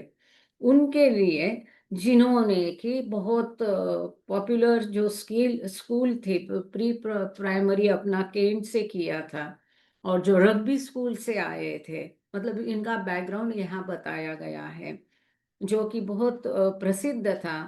और 1940 की जो चित्रपट उन्होंने बताया है, टॉम ब्राउन स्कूल डेज, उसमें भी इसको चितारा गया था। ऐसे स्कूल से जो व्यक्ति आया, उसको बाहरी दुनिया के लिए जो व्यक्ति पागल दिखते हैं, उनके ऊपर किताब लिखना, उनको ढूंढते पूरे भारत के रास्ते में घूमना, उनकी सेवा करना और उनके ऊपर किताब लिखना, ये सामान्य बात नहीं थी, बिल्कुल असामान्य थी। डॉक्टर डॉन्किन ने 1939 में लंदन के प्रसिद्ध मेडिकल स्कूल्स, ब्रैट्स जो है, ब्रैथहोम्स हॉस्पिटल, जो कि साधारणतः उसको बार्ट्स करके कहा जाए या बैट्स करके कहा जाता है, वहां से अपना डॉक्टरी की पदवी हासिल की थी। जो पथिक है, ये 1948 में प्रसिद्ध हुई थी वो किताब। कितने साल हो गए, आज 2025 है, अभी भी ये प्रसिद्ध होती है, पब्लिश होती रहती है। The wayfarers is still being published after so many years. 2025 is now going on, and the book was written in 1948. Still it is being published. Rare books might have been going on for so many years and being published. So इसके पश्चात 9 years after William, Bharat में जब doctor डॉन्किन आए, इसके 9 साल के पश्चात ये किताब लिखी गई थी, और यह अभी भी इसकी प्रिंट जारी है। द गॉड मेड ऑल इंडक्शनस जो मस्त है, ये इनके लिए एक असाधारण चीज थी, साधारण नहीं है, परंतु but Donkin was not impressed with the day's popular major of, लेकिन सामान्य आम धारणा से वो प्रभावित नहीं होते थे डॉक्टर डॉन्किन। यहाँ एक बात ध्यान देना महत्वपूर्ण है कि एक बहुत महत्वपूर्ण बात है यहाँ पर, साधारण मनुष्य जो है वो भी मानसिक दृष्टया 100% संतुलित नहीं रहता है। कुछ ना कुछ असंतुलन साधारण मनुष्य में भी होता ही है। साधारण मनुष्य खाली दिखने को लगता है कि ये नॉर्मल है, बैलेंस है, संतुलित है, क्योंकि वो जो एडजस्टमेंट है, मन की दोलायमान स्थिति में जो एडजस्टमेंट होना करता पड़ता है, उसका वो प्रयास करता है। आगे देखते हैं। और आजकल भी अब जैसे डॉक्टर साइंटिस्ट बोल रहे हैं कि काफी सारे पॉपुलेशन जो है, हम नहीं कह सकते कि मानसिक दृष्टया स्वस्थ है, या आज अभी साइंस कहता है, पर वो बातें बाहर नहीं आती, इतना है जी। The God intoxicated men and women, The God intoxicated men and women that Donkin met and learned about through his life with his spiritual master were, he believed, living in another zone, a cut above himself and most other ordinary beings in the world. या तो वो जो God intoxicated स्त्री और पुरुष है, महिला है, जो मस्त है, इनको डॉन्किन मिले, उनसे सीखे कि ये through his life with spiritual master Meher Baba, where Donkin believed, living in another zone, a cut above himself and most other ordinary beings of the world. साधारण संसार के जो साधारण व्यक्ति है, इनसे एक बहुत भिन्न थे। बाबा से वो सीखे, मस्तों से वो सीखे, उनके साथ वो रहे, और उन्होंने बाबा जो कहते थे उस पर विश्वास रखा। Donkin believed living in another zone, ये जो मस्त है, ये इस दुनिया के नहीं होते। ये बाबा से उन्होंने सीखा कि ये मस्त एक दूसरी दुनिया के आत्मा रहते हैं, मतलब ये मायावी दुनिया के वो नहीं रहते हैं, ईश्वर में खोए हुए होते हैं। Okay. Shall I read on? Yeah, page 2. I think I will stop after this page. Page 3. Oh, Can we stop on page number 2 because there might be some other program, oh, or we should continue? I I'm- don't No one has entered, so it's okay. Other program. All right. Ramju Abdullah, a college Where are you? top of Page number 2. A colleague of Dawkins wrote in the foreword. sorry. I have to get the water. I'm sorry. Maybe. Okay, please. Relax. I'll take over. A colleague of Dawkins wrote in the foreword to the wayfarers in one long sentence, the simplest way for man to get nearer to God is to get nearer to those who have already achieved the cherished proximity to divinity and who have established direct contact with spirituality.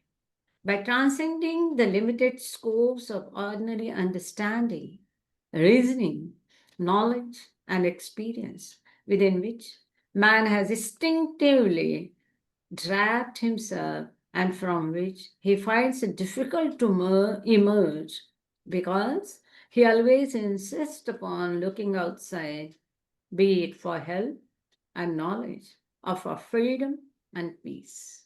तो यहाँ पर doctor बॉसमन कहते हैं कि वेफेरस किताब की introduction में डॉन्किन के एक सहकारी ने लिखा है कि ईश्वर के पास नजदीक जाने का सबसे आसान तरीका मनुष्य के लिए अगर कोई है तो वो ये तरीका है जो ऑलरेडी ईश्वर के पास है, ऐसी दिव्यता के पास पहुंचे हैं, उसमें खोए हुए हैं। ऐसे ईश्वर के पास जो लोग हैं उनके पास जाने से, उनकी सेवा करने से हम ईश्वर के पास पहुंच जाते हैं। ये लोग जिन्होंने आध्यात्मिकता में ऊंचे ऊपर उठे हैं, अपनी मर्यादित सोच समझ, कारण परंपरा, ज्ञान, अनुभव, इसी में डूबे रहने के बदले, इसी में खोए रहने के, इसी में जकड़े हुए होने के बदले, इससे दूर होकर ऊपर उठकर जो आध्यात्मिकता में ऊपर उठकर ईश्वर से के पास पहुंचे हैं, उसी के ख्यालों में खोए रहते हैं और यहाँ से वापस उनको ये बाहरी दुनिया में आने का मन नहीं करता है, चाहे वो मदद के लिए हो, ज्ञान के लिए, ये चाहे वो शांति के लिए हो, चाहे ये आजादी के लिए हो। ये जो लोग हैं जो ईश्वर में खोए हुए हैं, दिव्यता में खोए हुए हैं, इनके पास रहने से, इनके सेवा में रहने से ईश्वर के पास रहने जैसा है। आगे वो कहते हैं, William and his twin sister मेरी, born on November 14 in 1911 in Wimbledon, England, were the youngest of 4 Donkin children. When William and Mary were 11, the family moved to a stately home and property in Surrey. तो ये William डॉन्किन के परिवार के बारे में कह रहे हैं। इनकी एक जुड़वी बहन थी, उसका नाम मेरी था। 14 नवंबर 1911 में विंबलडन में, इंग्लैंड के, सबको पता है ये प्रसिद्ध शहर है, तो इंग्लैंड के विंबलडन में ये पैदा हुए थे। डॉन्कन परिवार के 4 सदस्यों में से ये दोनों सबसे छोटे थे। बाद में ये परिवार और डॉन्किन जब 11 साल के थे तो ये परिवार सरी नाम की प्रॉपर्टी पर रहने के लिए गया। इसका चित्र प्रेजेंट किया था, अगली बार शायद वापस से प्रेजेंट करेंगे। The Donkin May, William's grandfather, father, and his older brothers Brian and John were all in the engineering field. तो ये डॉन्किन के परिवार के सभी पुरुष सदस्य जो थे, उनके नाना थे, दादा थे, पिताजी थे, उनके भाई थे, दोनों भाई ब्रायन और जॉन थे, ये सभी इंजीनियर थे। That sounds state, but they were also adventurers. Most of the Donkin family were able mountaineers and members of London's Alpine Club.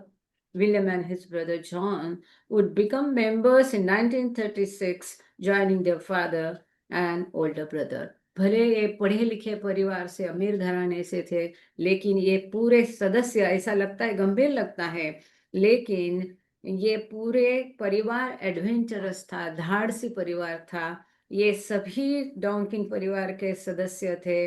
ये माउंटेनियर थे, ट्रेकिंग करते थे, गिरियारोहक थे। और जो वहाँ का प्रसिद्ध क्लब है लंदन अल्पाइन क्लब, गिरियारोहकों का क्लब है, बहुत प्रसिद्ध है, अभी भी ये चल रहा है। इसके ये परिवार पूरे सदस्य थे सभी जन। विलियम डॉन्किन और उनका भाई जॉन जो है इस क्लब के 1936 में सदस्य बने थे, अपने पिता और बड़े भाई के पश्चात में। तो आज हम यहाँ रुकेंगे। We will stop at page number 2 and we'll start next time from page number 3. The book will become more interesting as we go ahead.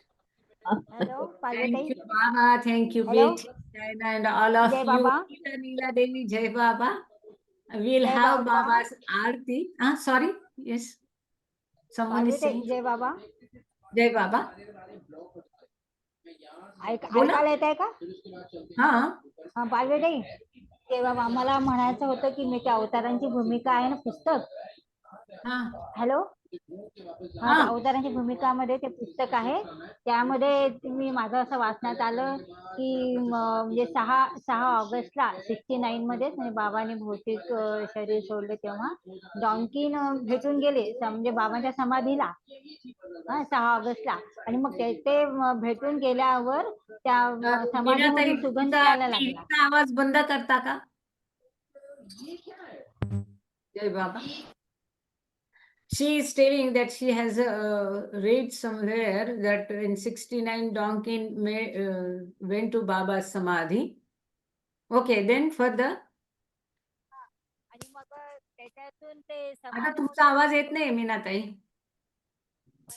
She keeps reading a lot, huh? She has beautiful voice, she sings very nicely and she keeps reading and she immediately correlates. Yes, Meenatai, आपकी आवाज नहीं आ रही है. जय बाबा. हा problem आहे आवाजाचा. Okay.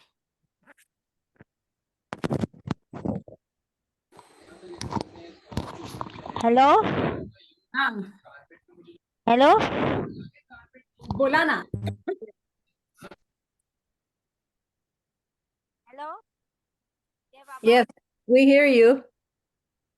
जय बाबा. आवाज येतोय मीनाताई, बोला ना. तर त्या नाही, आता नाही येते. येत आहे का आवाज? नाही.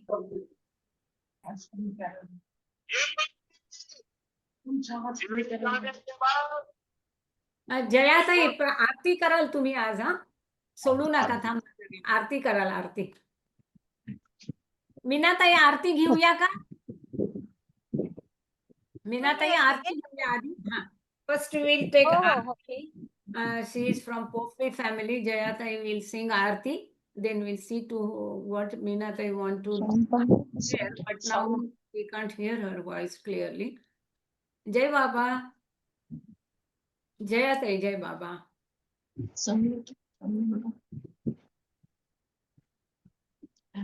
बोला ना. जयाताई. जय बाबा.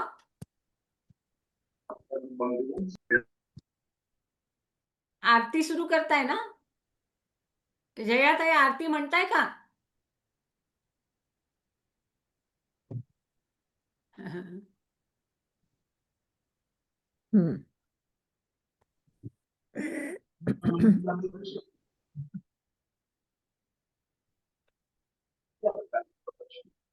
सुरेखा आत्याला म्हणायला लावा. आणखी सुरेखा आत्या आहेत सदर. सुरेखा आत्या, सुरेखा डोंगरे. हा, सुरेखा म्हणा. जय बाबा.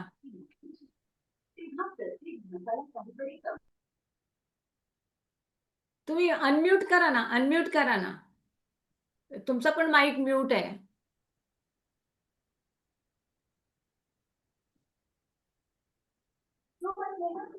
आत्या, माईक सुरू करा. माईक सुरू करा. हा येतो हम्म. हा, आता येतो आवाज. हा, येतो आवाज. करा. येतो हो हो येतो. हा. हो हो येतो. अवतार मेहर बाबा की जय.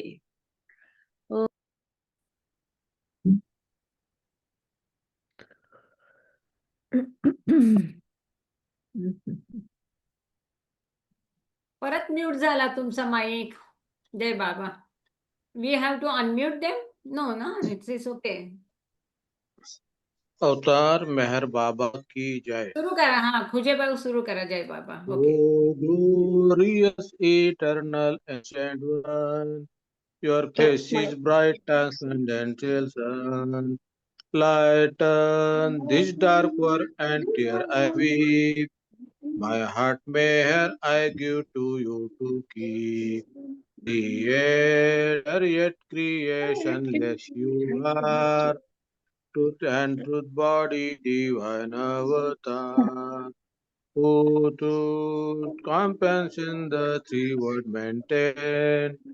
Destroy this ignorance that life sustains. These five lights are the whirling smoke of breath of the world will that bear me into death. Unless you who are infinitely kind break the will of which each condition mine. This incense is my love, this fruits my heart. Wish to please you, I have shaped from my heart. Accept them as you would a simple power that has no use beyond his shining own. You are myself, I singing to you praise, and beg your love to bear me to the day. Till you, the everling perfect one, in my darkness with your shining sun.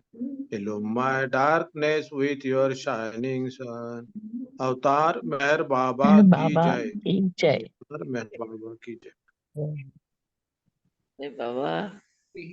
जय बाबा. दुसऱ्यांनी म्हटली. जय जय. जय बाबा. जय जय बाबा. बाबा. जय. 15 दिवसाने. जय बाबा. जय बाबा टू ऑल. जय बाबा. साऊंडच नव्हता येत माझा. जय बाबा बेटी. जय जय बाबा. बाबा. जय बाबा. जय बाबा. जय बाबा. जय जय बाबा. मेहर मेहर बाबा. बाबाजी. जय मेहर